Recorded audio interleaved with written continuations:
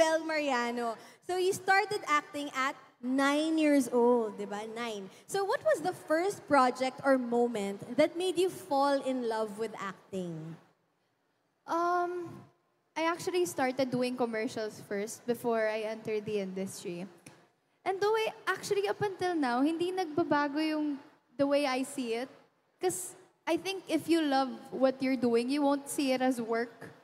And that was the case for me. I felt like through my job, parang hindi ako nagtatrabaho. Parang I'm making new friends, I'm meeting new people, I'm learning from them. So at that age pa lang, parang sabi ko, okay, I want this. Kasi I've always been the type of kid to like entertain my titas.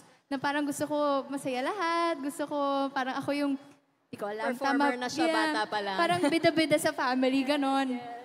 May ganon akong sa family ko. So sabi ko, paano kaya? Like, what if I could make my family happy? I'm pretty sure that there's a greater purpose for me. What more if I spread my joy with other people? And, I'm so grateful that I was given this platform to just, share my talent and share my purpose with everyone and hopefully bring smiles sa kanila. And that's definitely what Bel Mariano is doing right now, di ba? Does Bel Mariano make us happy? Diba? So thank you. Thank you for sharing your talents with us, Bel. Now, who was the younger you naman before all of this started? Balikan natin again yung younger selves ninyo bago nyo mahanap yung purpose ninyo. Sino si Bel nung before 9 years old? Nikki, before ka maging ambassador ng Juicy Cologne? Ashley, before you found film, your talents in film? Sige, unahin natin si Bel. I feel like for me kasi, as we grow older, we find different purposes, right? We want different things. And I don't think it will ever stop for me to find my purpose every day. And I think yun yung will and drive for us to live the best. Live, yung parang make out of the to make the most out of every to make the most moment. to make the most out of everything. To just have that willingness to just have that drive every day to pursue your passion. And that's it for me. Na parang I will always have that in my heart na parang I'm so happy that at the age of 9 nga, na nahanap ko na yung what I wanted. I used to be the kid talaga who convinced my parents. At first, I was just like you, na parang I convinced my parents kasi sabi nila, hindi, studies muna. Pero I really wanted it. And one time, my tito brought me with him, nag-commercial, nag-TVC. Sabi ko, oh my gosh, na-enjoy ko to. Na-enjoy ko yung entertain sa camera. Tapos, slowly I fell in love with the beauty of acting. I fell in love with the passion of just film. And yeah, I don't see myself doing other things than this. Yes. Acting and also your talents in music as well. Napapakita mo na rin ngayon. You're letting it shine as well. So we're so happy for that. And now, si Nikki naman, bago ka naging Juicy Cologne brand ambassador, like, what was your dream before that? Naman, I'm the type of person that it takes time for me to warm up. But once you get to know me, madaldal ako. Super. So, gusto mo yung sinabi kong super? Super. Ikaw, ay. Yeah.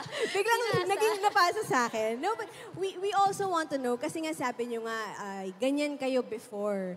So now, with all your Juicy Cologne career moments, how have those help you or how have those shaped your confidence and identity now? So, ikaw naman, yes, Ashley. Ako, Juicy Cologne really helped shape my identity because ever since bata pa lang ako, kikay na talaga po ako. I remember, I have this memory with my mom. We would go to the drugstore and then ipupuslit ko yung Juicy Cologne sa, sa basket. Ganun mo kagusto yung Juicy Cologne. Yes. And nung bata ka kasi, bawal pa mag-makeup. I joined the Juicy Cologne family 2023. And then I saw Juicy, yun nga, as a platform for me to touch young dreamers like me before. So, yun, through events held like this, we went nga to Davao, Bacolod, Cebu, and then now here. Sana after this event, may mapulot tayong aral. After we feel, we believe in ourselves more, we're able to have so much confidence in us that we're able to spread it with everyone and have that lightness and that will shine. And yun yung parang naging purpose sa akin ni Juicy. It became a platform for me to just spread self-love, which I really advocate for. Nabanggit mo na nga na yun na yung purpose sa'yo ni Juicy Cologne. Kaya naman, mapupunta na tayo sa part 2, Finding Purpose. Chasing the Reason. Perfect ang iyong answer, Belle. I love it. Nadalian ako sa segue. Okay, unahin na natin tanungin si Nikki. Okay, so Nikki, You know, I'll be honest, there are days that I really do feel down. Na parang, you know, we're just human. Like, we also have those days, but it's important that we acknowledge it.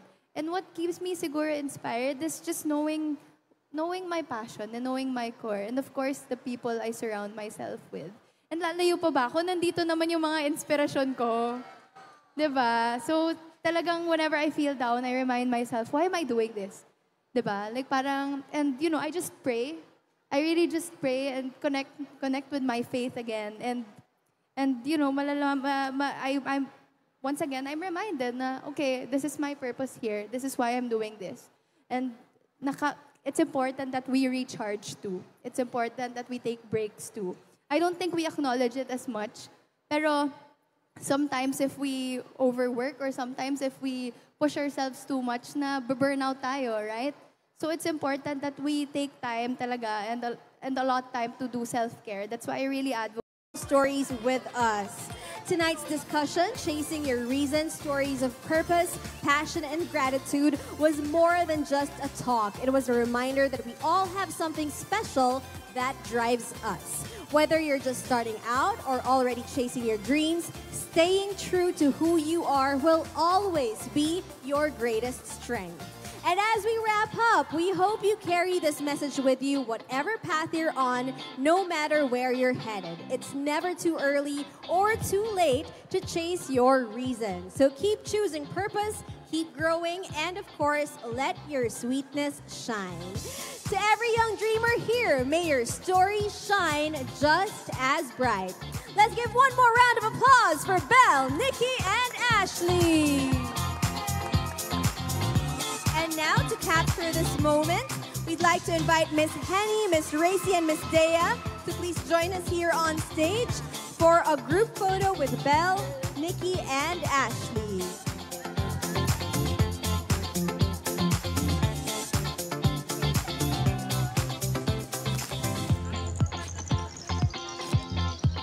Now, if you want to keep the sweetness going, don't miss binge watching all 5 episodes of Juicy TV. Sweetness Speaks on Juicy Cologne's YouTube page. Get inspired by empowering stories, heartfelt journeys, and lots of positive vibes. Konting reminders lang while they're posing for photos. Now, guess what? Some episodes feature our very own Belle Mariano, so do check those out for the sweetest real-time updates stories with us. Tonight's discussion, Chasing Your Reason, Stories of Purpose, Passion, and Gratitude, was more than just a talk. It was a reminder that we all have something special that drives us. Whether you're just starting out or already chasing your dreams, staying true to who you are will always be your greatest strength. And as we wrap up, we hope you carry this message with you, whatever path you're on, no matter where you're headed. It's never too early or too late to chase your reason. So keep choosing purpose, keep growing, and of course, let your sweetness shine. To every young dreamer here, may your story shine just as bright. Let's give one more round of applause for Belle, Nikki, and Ashley. And now, to capture this moment, we'd like to invite Miss Henny, Miss Racy, and Miss Dea to please join us here on stage for a group photo with Belle, Nikki, and Ashley.